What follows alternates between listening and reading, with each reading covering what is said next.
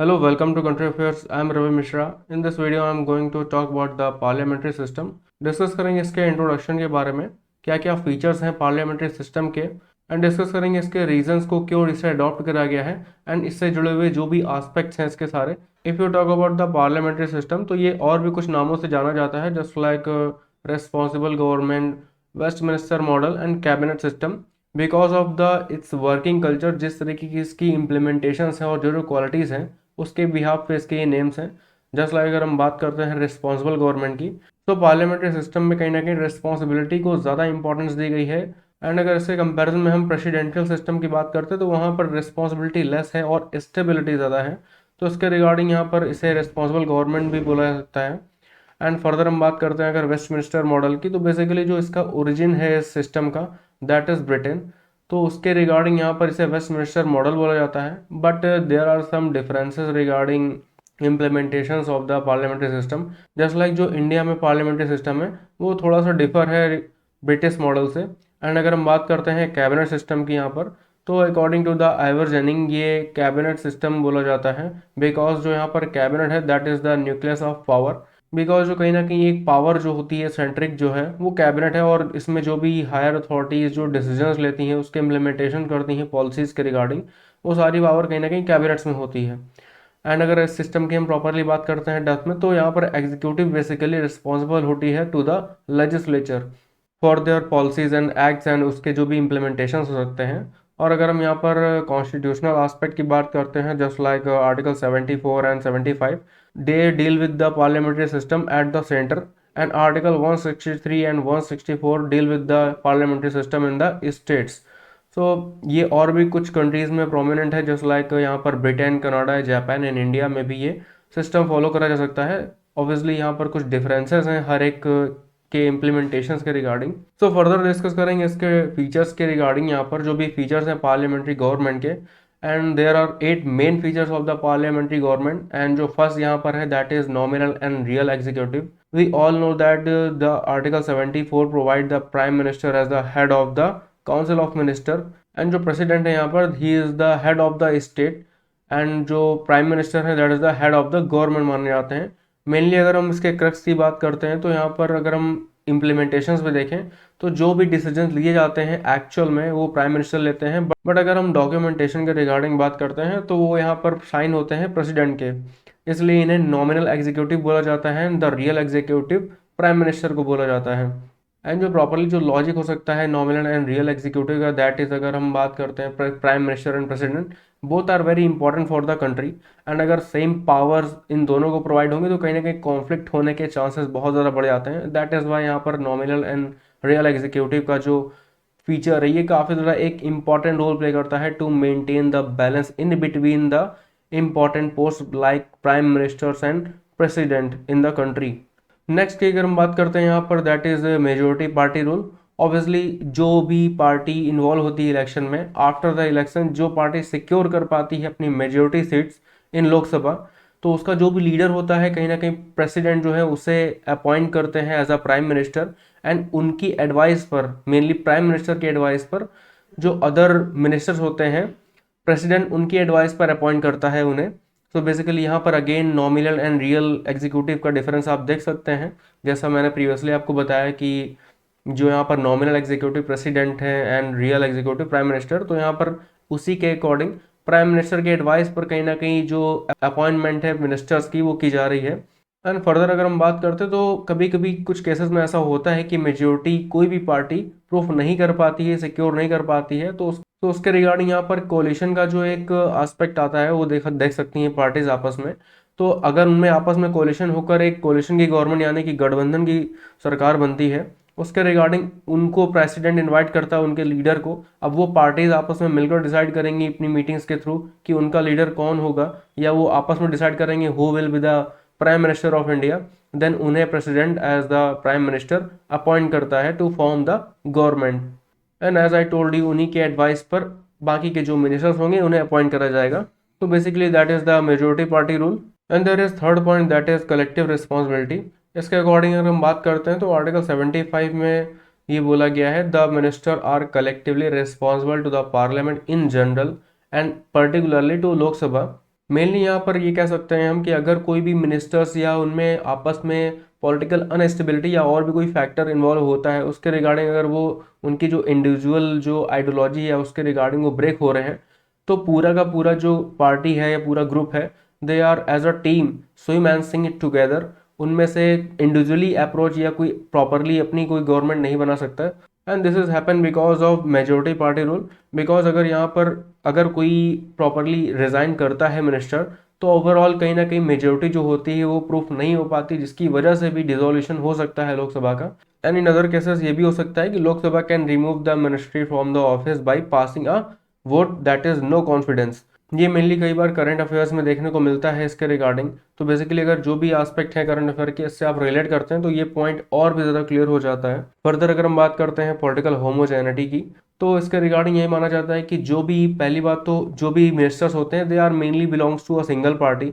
तो उनके रिगार्डिंग जो उनकी पॉलिटिकल आइडियोलॉजी होती है वो सिमिलर ही होती है। But in any case coalition होता है अगर पार्टीज का, just like to form a government, तो इसके रिगार्डिंग मिनिस्टर्स में इंडिविजुअली लेवल पर अपनी एक आइडियोलॉजी हो सकती है, बट वो बाउंडेड होते हैं कहीं ना कहीं एक कॉमन एग्रीनेस के। उन सभी में आपस में एक तरीके से एक सहमति होनी चाहिए to form a government. And जो भी एक वर्किंग कल्चर जो भी सेट कर रखी गवर्नमेंट के जो गोल्स हैं अपकमिंग 5 ईयर जो भी टेन्योर है उसके रिगार्डिंग, एंड वो ब्रेक ना हो। दैट इज वाई यहाँ पर एक फीचर जो है ये बहुत इंपॉर्टेंट रोल प्ले करता है। बिकॉज जो कोलिशन की गवर्नमेंट होती है इसमें अगर पॉलिटिकल अनस्टेबिलिटी की वजह से अगर ये जो ब्रेक होती है आइडियोलॉजी के रिगार्डिंग, तो उसका बैड इम्पैक्ट कहीं ना कहीं इलेक्शन में पड़ता है। और इलेक्शन अगर टेन्योर से पहले होते हैं तो कहीं ना कहीं वो एक एक्स्ट्रा बर्डन हो जाता है, बिकॉज जो इलेक्शन में काफ़ी ज़्यादा खर्च होता है उसके रिगार्डिंग। एंड और भी बहुत से नेगेटिव इम्पैक्ट होते हैं बिकॉज पॉलिटिकल अनस्टेबिलिटी के रिगार्डिंग अगर हम बात करते हैं इंटरनेशनल रिलेशनशिप, पॉलिटिकली या फिर इकोनॉमिकली, जो भी बहुत से ऐसे एस्पेक्ट हैं जिन पर नेगेटिव इम्पैक्ट देखने को मिलता है हमें। एंड फर्दर अगर हम बात करते हैं फिफ्थ पॉइंट की, दैट इज डबल मेंबरशिप। इसके रिगार्डिंग यहाँ पर ये बोला जा रहा है a person can't be a minister without being a member of parliament. Mainly जिसे भी मिनिस्टर बनाया जाता है मोस्ट प्रॉब्ली वो पार्लियामेंट का ही होता है मेंबर। एंड इन केस अगर वो मेंबर नहीं है तो कॉन्स्टिट्यूशन में उसे 6 मंथ तक का पीरियड अलाउ करा जाता है, उसके अंदर उसे अपनी जो मेंबरशिप है पार्लियामेंट की वो प्रूफ करनी होती है। Then only he can be a minister, and otherwise उसे रिजाइन करना होता है। Further, there is sixth point, and that is leadership of the Prime Minister.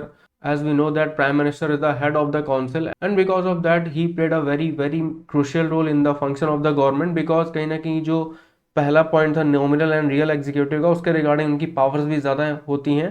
Plus cabinet system जो अगर हम बोला जाता है कहीं ना कहीं पार्लियामेंट्री सिस्टम को, तो बिकॉज ऑफ दैट क्योंकि जो कैबिनेट का एक पार्ट होते हैं वो भी, और उसे प्रॉपरली ऑर्गेनाइज करने में किस तरह से उसे किस डायरेक्शन में ले जाना है, यहाँ पर काफ़ी ज़्यादा इंपॉर्टेंट रोल होता है प्राइम मिनिस्टर का।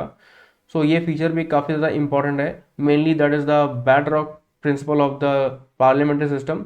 बिकॉज अगर हम रिसेंटली देखें यूके या किसी भी कंट्रीज़ के रिगार्डिंग, तो लीडर एक बहुत ज़्यादा इंपॉर्टेंट रोल होता है किसी भी कंट्री के लिए।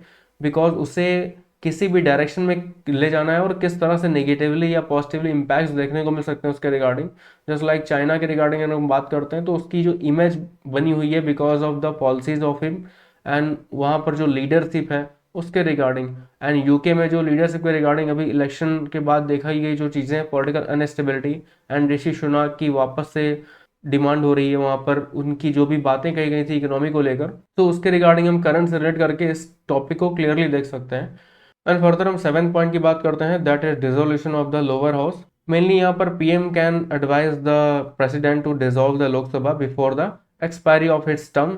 मेनली यहाँ पर प्रेसिडेंट है वो डिसॉल्व कर सकते हैं, लोकसभा को भंग कर सकते हैं एक तरह से उसका टर्म पूरा करने से पहले, और ये पीएम के एडवाइस पर भी हो सकता है। एंड यहाँ पर और भी कुछ फैक्टर्स इन्वॉल्व हो सकते हैं, जस्ट लाइक अगर हम बात करते हैं पॉलिटिकल अनस्टेबिलिटी आ सकती है।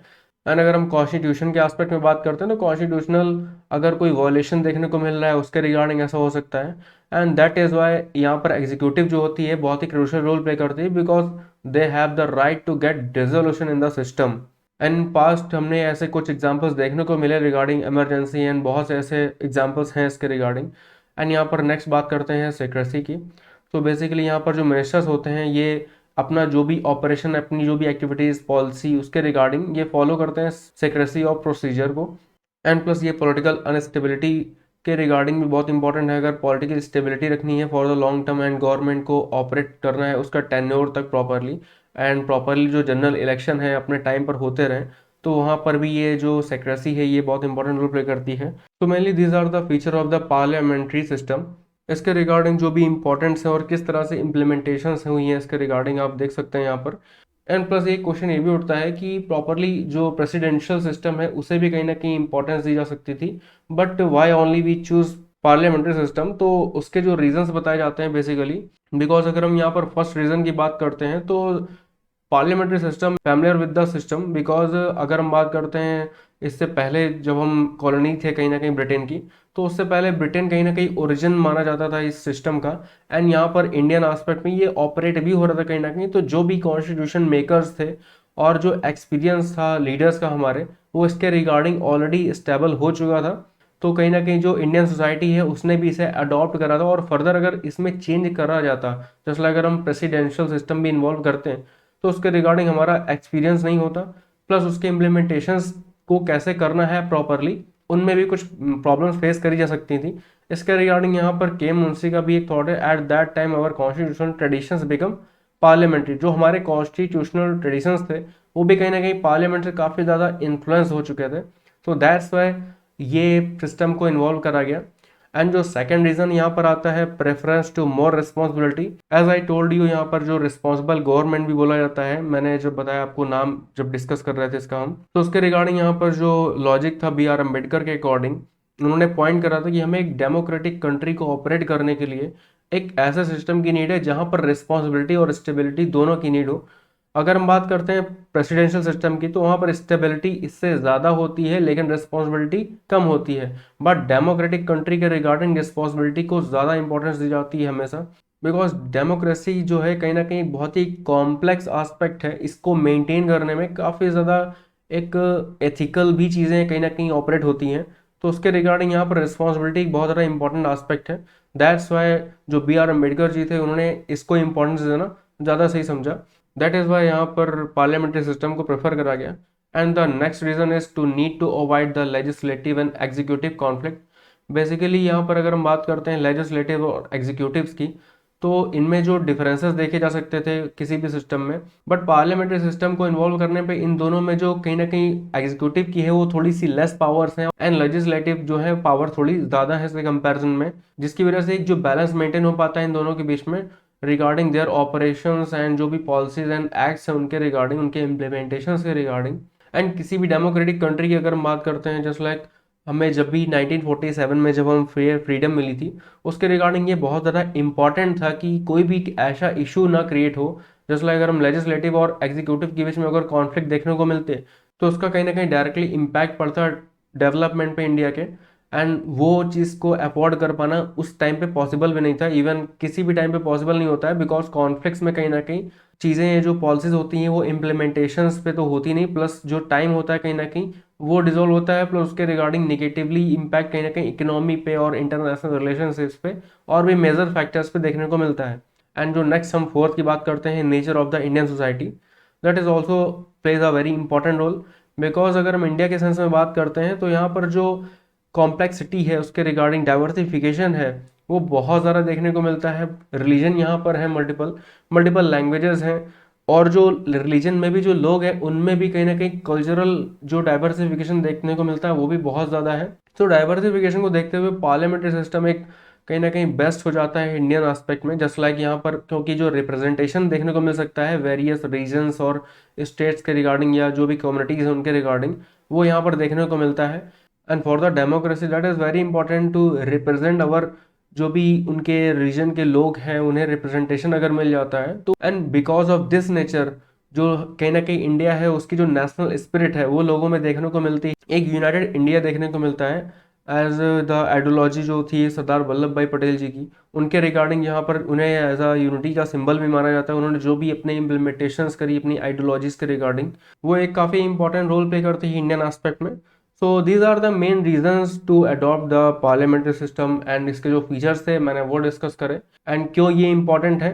फर्दर पार्ट में मैं डिस्कस करूंगा इसे, नेक्स्ट पार्ट में उसमें मैं डिस्कस करूंगा इसके क्या क्या निगेटिव और पॉजिटिव इम्पैक्ट्स हैं, इसे रिलेट करूंगा पार्लियामेंट्री सिस्टम को प्रेसिडेंशियल सिस्टम से, उनमें क्या क्या डिफरेंसेस हैं, प्लस उसे इंट्रोड्यूस भी करूंगा properly. And the most important thing यहाँ पर जो पार्लियामेंट्री सिस्टम है जो इंडियन एस्पेक्ट में है उसमें और ब्रिटेन मॉडल में क्या क्या डिफरेंसेस हैं और उनके इम्प्लीमेंटेशंस में किस तरह से चेंजेस देखने को मिल सकते हैं फर्दर डिस्कस करेंगे. So here I share the some aspects of the parliamentary system regarding features regarding importance and here is the end of this video. Rest of the things I will discuss in the next part. Hope you like this video. Thanks for watching till here. God bless you.